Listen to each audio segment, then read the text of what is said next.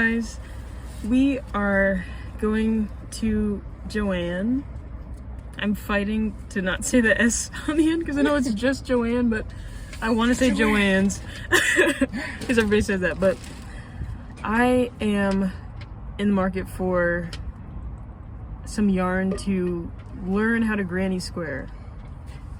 And I'm nervous because I haven't really tried my hand at crochet, and I'm like an adamant knitter, and I don't really like how crochet is more trendy than knit because I really like the way knitwear looks, but I also love the way granny squares look. And I want to make a granny square blanket for my friend who's going to be getting married this summer. And so I'm gonna find some yarn. I'm thinking an acrylic blend, probably low pill acrylic. I was trying to Google like what are the best yarns to what's the best yarn to crochet a granny square with, and I got pretty much an overwhelming like acrylic yarn is good because it washes well and it's easy to see, easy to work with. I've worked with mostly pretty much all just acrylic yarn. I also heard, cotton yarn is fine if you want like a bag, like for a blanket.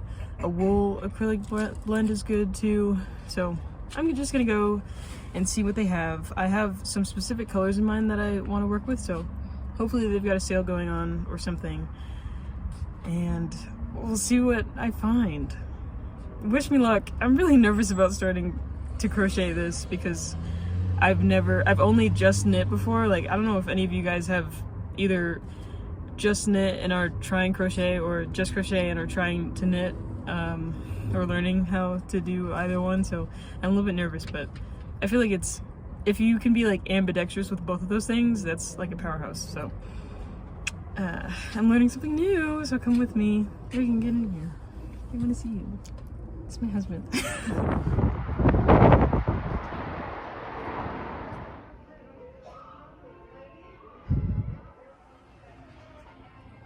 Okay guys, I'm kind of having a rough time because I found some yarn that's beautiful. Like, these colors are exactly what I want for this blanket, but I just know that for me trying to crochet a granny square blanket for the first time, this is probably not the best fiber to use. This is a bulky weighted fiber. I can knit perfectly fine with this. I love this yarn to knit with. But I just know that if I got this, it would be setting myself up for failure for learning to crochet with it. So I'm bummed because this color combination here is like the bomb, and there are no other yarn that have quite this combo. But I know it's already going to be difficult to learn it for me, and I don't want to make it worse for myself, so we got to keep looking. Okay, you guys, I have a haul. I also spilled tea on my shirt just now. Don't mind the fact that it's crushed, but...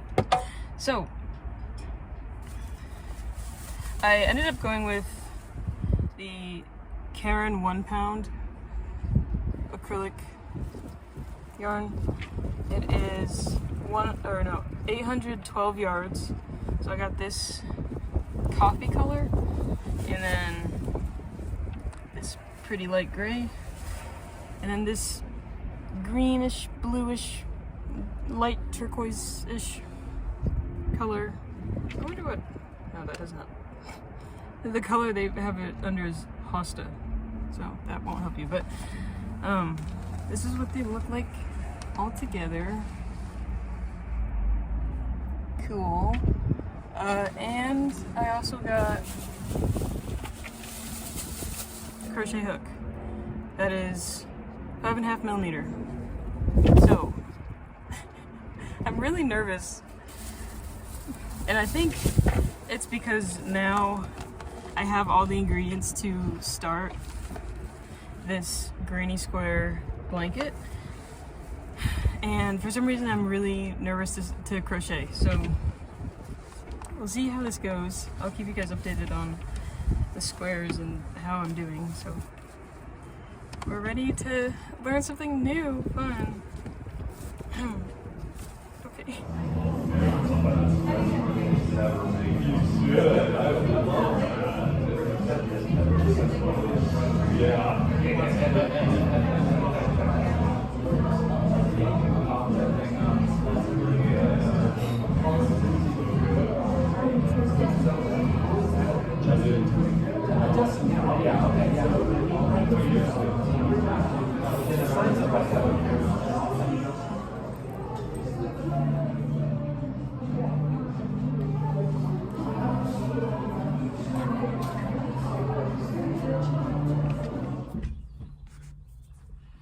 Hey guys, Reagan's back there getting something. Yeah, there is. So I finished my first attempt at a granny square. I was giving myself a lot of grace here because this is my first time doing. Oh, there he's waving. I was giving myself a lot of grace while trying to figure this out because it's my first time really crocheting anything. And so here it is. Despite how wonky this looks, it doesn't even really look like a square, it more just looks like a bush. See? Oh, there he is.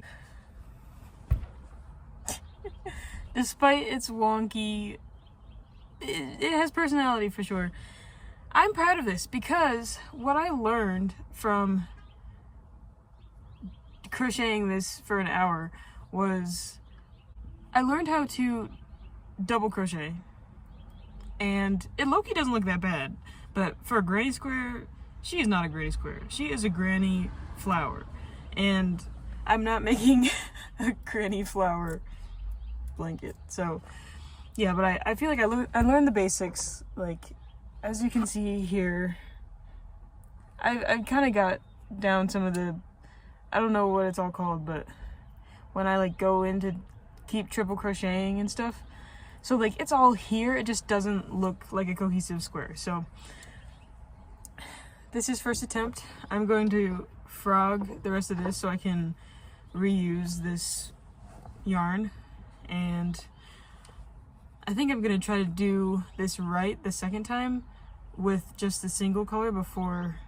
I think I want my third attempt to be actually changing up the colors, because I don't want to waste the yarn that I bought for like when I have to cut it and change the colors if they're all gonna look like this, you know. But I'm proud of myself, and it kind of hurt my brain trying to learn this, but after going around and around, I was actually able to get a good rhythm. So I feel like attempt number 2 of crocheting the granny square will be a lot easier because I've already done this. Got this out of the way, you know what I'm saying? So I'll come back and show you either my second attempt or third attempt. By the end of this video, I will have a completed granny square. And I do want to make the big ones. I'll put a picture here. I'll put a picture over here of my inspiration of how I want to make this blanket. I don't want to do the traditional small ones like this size. I want to make ones that are a lot bigger, but I recognize that she was going a little haywire, so I just stopped. I decided that this was enough for the first attempt. So anyway, by the end of this video, I will have one beautiful, completed, colorful granny square. Mark my words.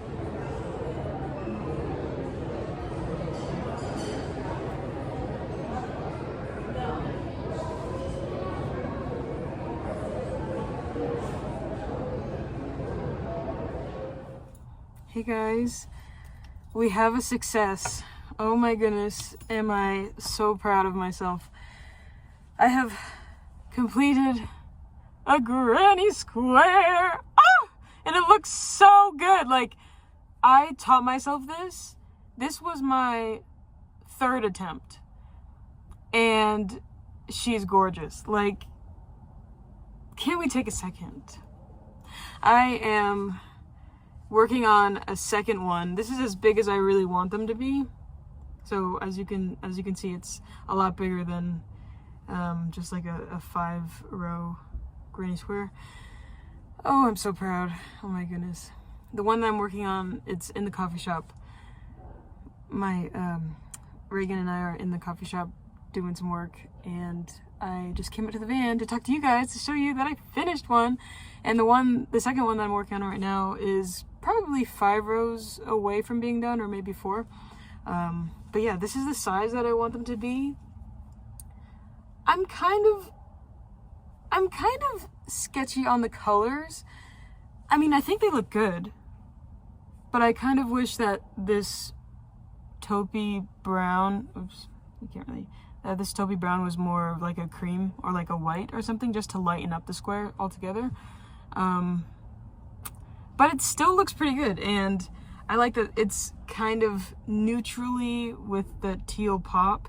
So this connected to a bunch of other squares in a blanket will be the perfect throw on the couch or whatever for my friend and her new husband. Yeah, but I just wanted to show you guys this success. I am so happy. And that's going to conclude this video. I want to make it sort of a series, I guess, or maybe I'll make other videos dedicated to documenting this process, because I've got a few months to work on this, which is why I started it so early. I'm giving it to my friend at the beginning of August. It is now the end of April, so I've got time. And I'm gonna need a lot of squares, and then I'm gonna need to put them together. So I might make this a series, or I might just continue to update you guys in the vlogs that I make, or in different videos. I don't know. I'm still thinking about it, but I am so proud of myself. I low-key did not think I could do this, which is kind of bad to say, but it was just very daunting and kind of scary for me to try granny squares, because I love the way they look. But your girl has successfully made a granny square, and I am so proud. So thank you for watching this video. I will see you in the next one. Bye.